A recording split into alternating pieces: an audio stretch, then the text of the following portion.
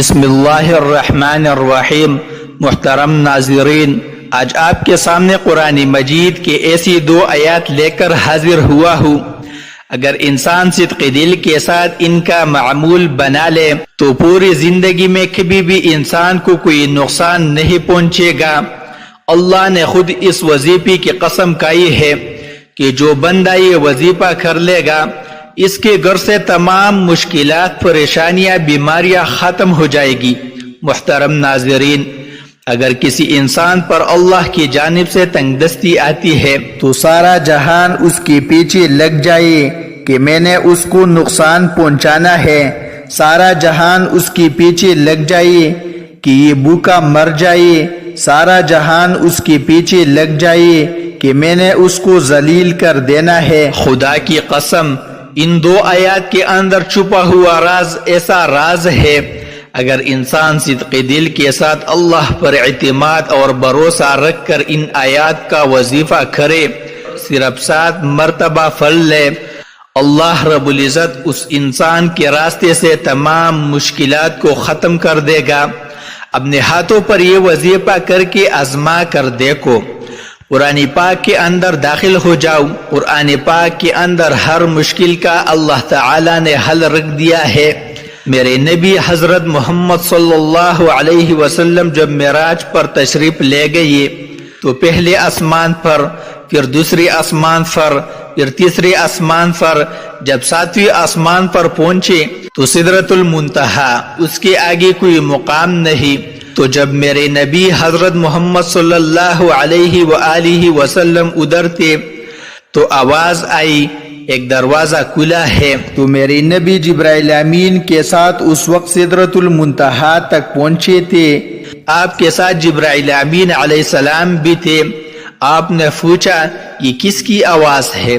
تو جبرائیل امین فرمانے لگے، یا رسول اللہ، میں نے پوری زندگی کے اندر اس دروازے کو کھلا نہیں دیکھا جو آج دیکھ رہا ہوں، اور دوسرے نمبر پر یہ جو فرشتہ نکلا ہے، یہ فرشتہ بھی میں نے اپنی زندگی کے اندر پہلی بار دیکھا ہے۔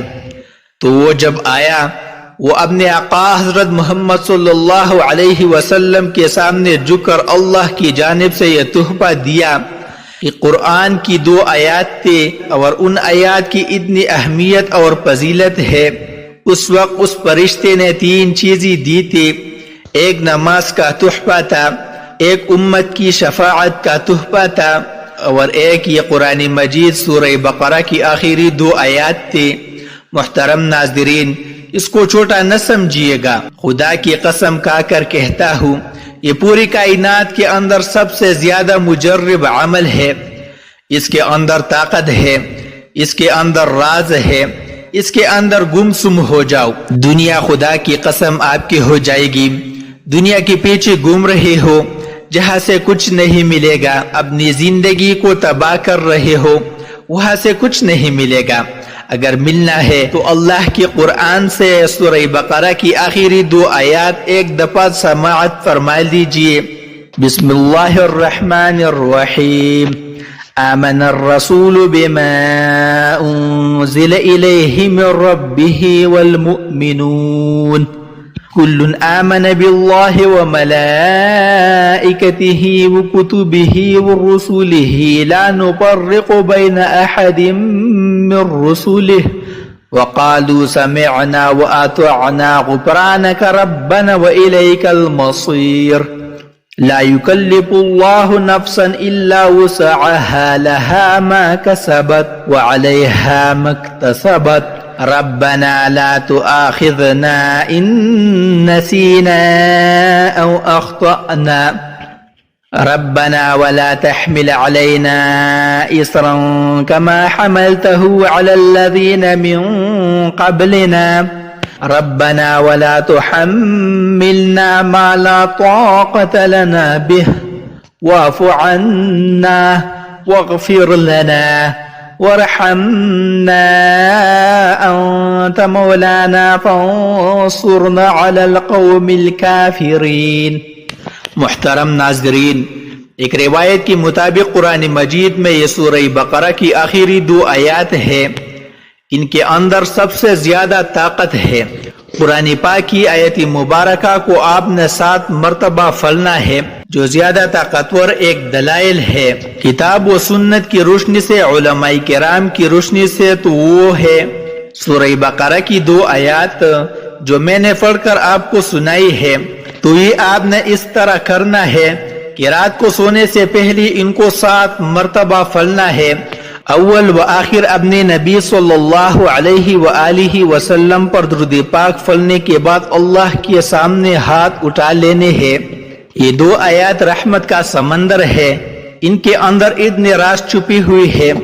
جو ان 2 آیاتوں کو جانتا ہے تو ان کے اوپر غور کرتا ہے، ان کو پتہ ہے کہ ان کی اہمیت کیا ہے۔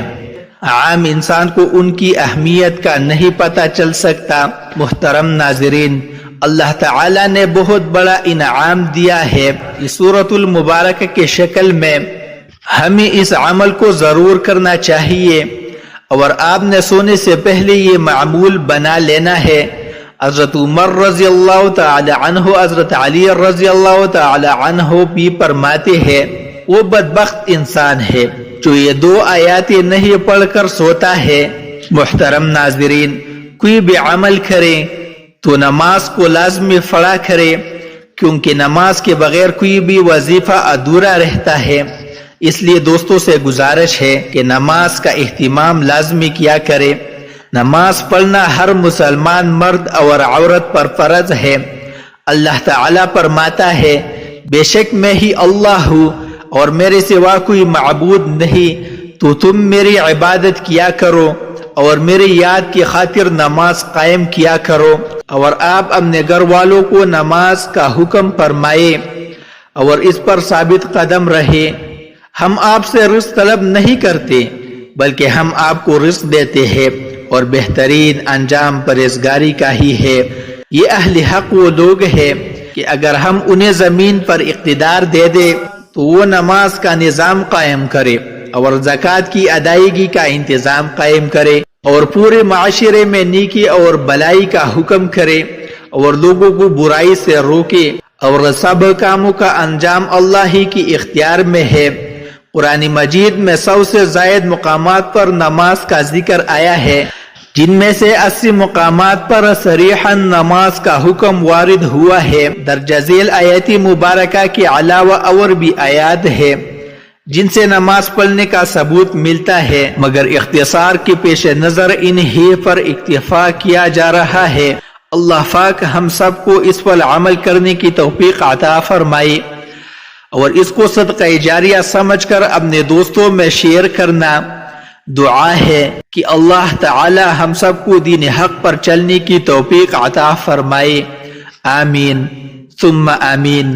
تمام دوستوں سے گزارش ہے کہ اللہ تعالی کے 99 ناموں میں سے ایک نام کمنٹ سیکشن میں ضرور لکھیے۔